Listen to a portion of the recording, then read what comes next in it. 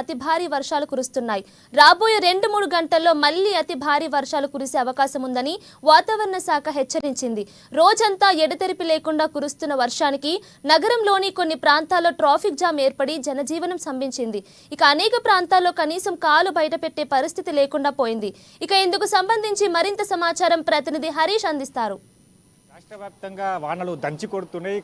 దీంతో పాటు అంటే తెలంగాణ వ్యాప్తంగా కూడా ఇక్కడ వాగులు వంకలు అన్ని పొంగిపొరుల పరిస్థితి కనిపిస్తున్నాయి. చెరువులన్నీ కూడా నిండిపోతున్న ఆ పరిస్థితులు ఉన్నాయి. ఇళ్లలోకి నీరు చేరుతున్న పరిస్థితులు కనిపిస్తున్నాయి. హైదరాబాద్ విషయానికి వస్తే నిన్న నుంచి కూడా ఎడతెరిపి లేకుండా వర్షము పడతా ఉన్న నేపథ్యం అయితే ఉన్నది. నిన్న నుంచి కూడా కురుస్తున్న వర్షానికి నగరం అంతా కూడా స్తంభింపిపోయిన ఆ పరిస్థితులు నెలకొన్నాయి. ఇక ఏదైతే లోతట్టు ప్రాంతాలకు సంబంధించి కూడా కాలనీలోకి నీరు చేరుతున్న పరిస్థితులు ఉన్నాయి. ఇక మరోవైపు జంట జలాశయాలకు సంబంధించి హుసేన్ సాగర్ కావచ్చు, ఇక్కడ ఉస్మాన్ సాగర్, గండిపేట జలాశయాలకు సంబంధించి కూడా ఇన్ఫ్లో పెరిగిపోతూ ఉన్నది.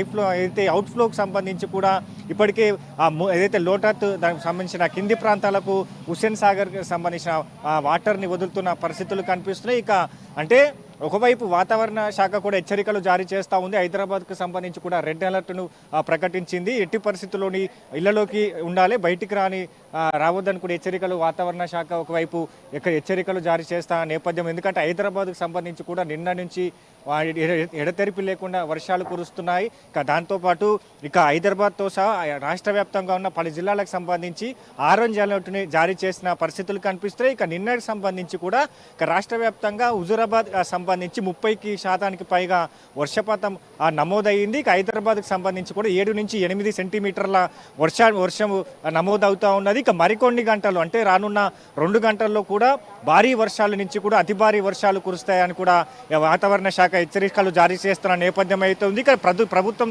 సంబంధించి కూడా దానికి తగు చర్యలు ఇప్పటికే సీఎం రేవంత్ రెడ్డి ఆదేశాల మేరకు జిహెచ్ఎంసీ కావచ్చు, ఇక హెచ్ఎండిఏ కావచ్చు, ఇక మిగతా అన్ని విద్యుత్ శాఖ కావచ్చు, అన్ని శాఖలు కూడా ఇప్పటికే అలర్ట్ అయ్యాయి.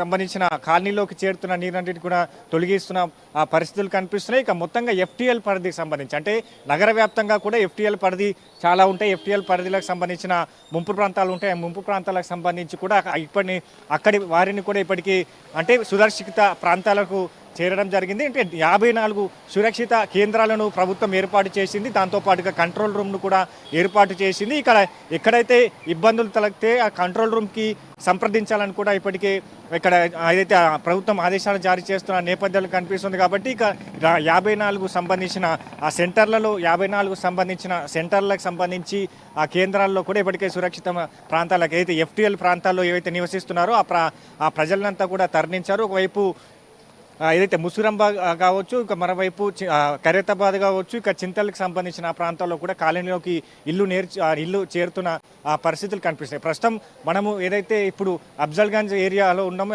ఈ ప్రాంతాన్నంతా చూడవచ్చు. అంటే మొత్తంగా ఈ కాలనీ అంతా కూడా నీటితో నిండిపోయిన పరిస్థితులు కనిపిస్తున్నాయి. ఇక ఏదైతే దుకాణ సముదాయాలు కావచ్చు వాటిని కూడా మూసేస్తున్న పరిస్థితులు నెలకొన్నాయి. అంటే ఇక మరో 2 గంటల ప్రాంతంలో ఇక భారీ నుంచి కూడా అతి భారీ వర్షాలు కురుస్తాయని కూడా వాతావరణ శాఖ హెచ్చరిస్తుంది. ఇక మరోవైపు అన్ని సమన్వయ శాఖలకు సంబంధించి కావచ్చు, ఇక జిహెచ్ఎంసీ కావచ్చు, ఇక విద్యుత్ శాఖ సమయం కావచ్చు, మిగతా అన్ని శాఖల సమన్వయంతో కూడా ఇప్పటికీ ఏదైతే ఈ వర్షాల పైన అన్ని శాఖలు పనులు చేస్తున్న నేపథ్యం కనిపిస్తున్నాయి. ఇక మొత్తంగా ఎక్కడికక్కడ డ్రైనేజీలకు సంబంధించి కూడా పొంగి పొరులుతున్న పరిస్థితులు కనిపిస్తున్నాయి. మొత్తంగా అంటే ఈ వర్షానికి సంబంధించి అంటే ఇది 2వ హెచ్చరిక జారీ చేసిన నేపథ్యం కావచ్చు. గతంలో అంటే జూన్లో వాతావరణ శాఖకు సంబంధించి కూడా రెడ్ అలర్ట్ను ప్రకటించింది. అప్పుడు వర్షాలు పడలేదు. ఇప్పుడు సంబంధించి కూడా మరోసారి హైదరాబాద్కి రెడ్ అలర్ట్ను ప్రకటించింది. హైదరాబాద్కి సంబంధించి వర్షాలు కురిస్తే ఇళ్లలోకి నీరు చేరుతాయి, ఇంటిలో సంబంధించిన ఇబ్బందులు తలెత్తాయి.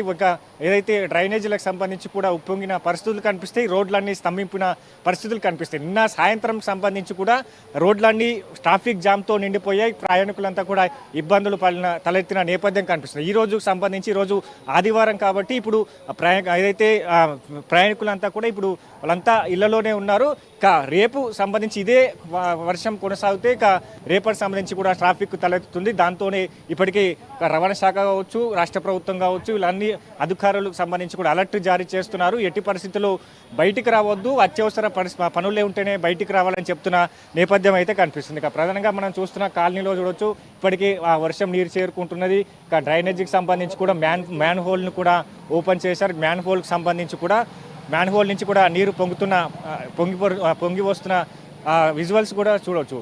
మరికొన్ని గంటల్లో భారీ వర్షం కురుస్తుంది కాబట్టి ఇప్పటికే అలర్ట్ అయ్యారు. దానికి సంబంధించిన ఏదైతే అన్ని శాఖలకు సంబంధించి కావచ్చు, జిహెచ్ఎంసీ ఇప్పటికీ అలర్ట్ అయింది. ఏదైతే మిగతా శాఖలకు సంబంధించి విద్యుత్ శాఖ సంబంధించి కావచ్చు, డైజాస్టర్ సంబంధించిన శాఖలకు సంబంధించి కావచ్చు, ఇప్పటికే అలర్ట్ ఉన్నారు. అందరూ కాలనీలకు సంబంధించిన కూడా ఎక్కడ నీళ్ళు అయితే ఉన్నాయి అక్కడ చేరుకుంటున్న సిచ్యువేషన్స్ ఉన్నాయి. ప్రస్తుతం మనతో పాటు కాలనీ వాసున్నారు. అంటే ఎట్లా అంటే ఇప్పుడు నిన్న నుంచి వర్షం కురుస్తూ ఉంది, ఎట్లాంటి ఇబ్బందులు ఎదురవుతున్నాయి? అంటే ప్రతి సంవత్సరం అంటే వర్షం వస్తే ఇక్కడ ఇలానే ఉంటుందా, ఎట్లా ఉంటుంది? ప్రతిసారి వర్షం వచ్చినప్పుడల్లా చిన్న వానకు కూడా పెద్ద వాటర్ వస్తుంది. కనీసం కొంచెం కూడా పోయేదానికి ఛాన్సెస్ లేదు. ఎక్కడ దారులు అక్కడ మూసుకుపోతాయి. మనుషులు రావడానికి లేదు, పోవడానికి ఉండదు.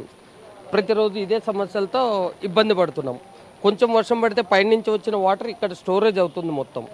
ఇక్కడ నుంచి బయటికి వెళ్ళడానికి మినిమం 4-5 గంటలు మినిమం పడుతుంది టైము.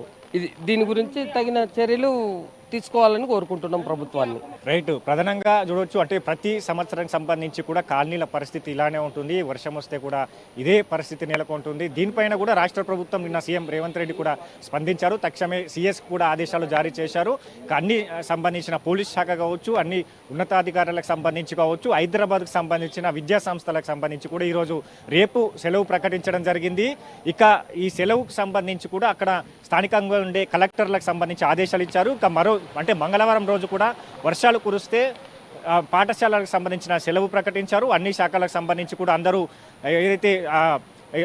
ఏదైతే ఆ వర్షాలకు సంబంధించిన కురుస్తున్నాయో ఆ వరదలకు సంబంధించిన ప్రాంతాల్లోకి చేరుకోవాలి, అందరూ ఫీల్డ్లో వెళ్ళాలని కూడా రాష్ట్ర ప్రభుత్వం ఆదేశాలు జారీ చేసింది. ఇప్పుడు సంబంధించిన కార్యాచరణ కూడా జరుగుతున్న నేపథ్యం అయితే కనిపిస్తుంది. మొత్తంగా రేపటి నుంచి కూడా విస్తారంగా 3 రోజుల పాటు వర్షాలు కురుస్తాయని కూడా వాతావరణ శాఖ హెచ్చరికలు జారీ చేస్తున్నది. హైదరాబాద్కు సంబంధించి కూడా రెడ్ అలర్ట్ ప్రకటించింది. కాబట్టి మొత్తంగా అంటే ఇంకా 2 రోజుల పాటు సంబంధించి మోస్తారు నుంచి భారీ వర్షాలు కురిసే అవకాశం అయితే కనిపిస్తుంది హైదరాబాద్లో.